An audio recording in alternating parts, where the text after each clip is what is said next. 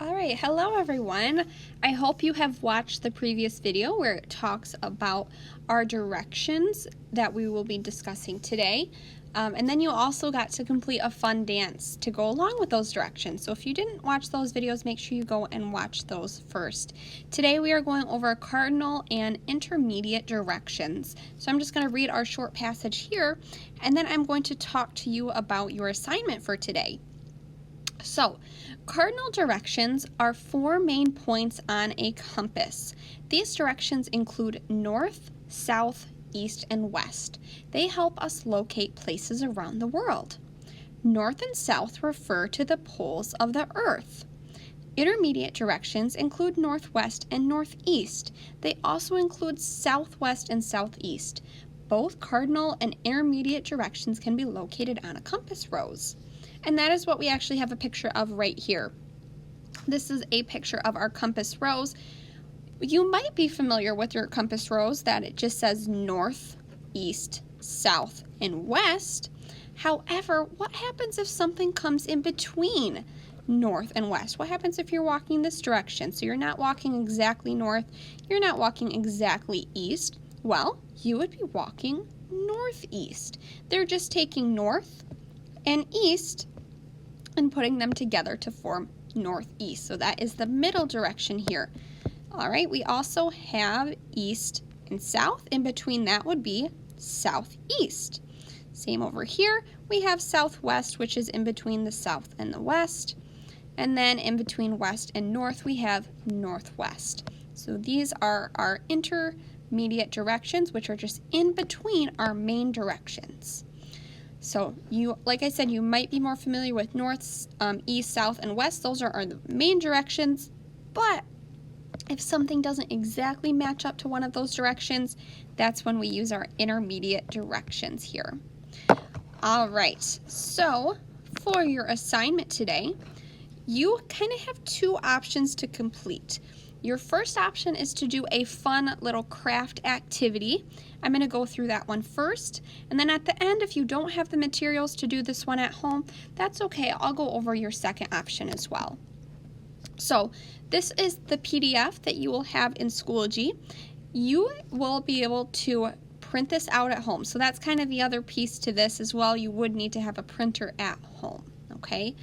What you would do is you would print this out, and then you could cut out your compass parts here. So these are just pieces of our compass, and you would cut those out after you print them out. All right, your next step is to grab another larger piece of paper, like a piece of construction paper, or if you don't have that, you could use just a plain piece of printer paper at home, another piece of paper that you can glue this to. So you are going to line up your smaller part of your compass. So you see how we have a smaller piece and a larger piece. Line up your smaller piece on your construction paper like this. All right, see how it's kind of on its side here? All right, and then you could color it if you would like. Now, I just colored it one color, but if you would want to go in and color each little piece a different color or do some sort of pattern, however you want to do it, that's completely fine. I just chose to do one color. All right, so I placed that piece down, and then I also went and colored in my larger part of my compass as well, just to make it stand out a little bit. So now that my two pieces are colored, I'm going to start to glue them down on my construction paper. So I put my first piece of my compass down here. I'm going to glue that piece down on its side. And then I'm going to take my larger piece of my compass and I'm going to line it up just like my picture here. So see this little dot in the center? Well, your other star has a little dot too in the center. Try to put those on top of each other. I know it might be challenging.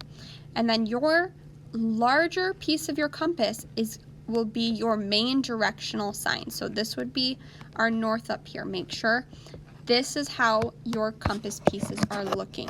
You want the smaller one down first on its side, and then your bigger one, glue it on top of it, and make sure you have your arrows pointing just like I have it here, okay? once that is glued down, you have part of your compass rose here, but we need to add in some of our directional signs. So we're going to add our directions and our intermediate directions.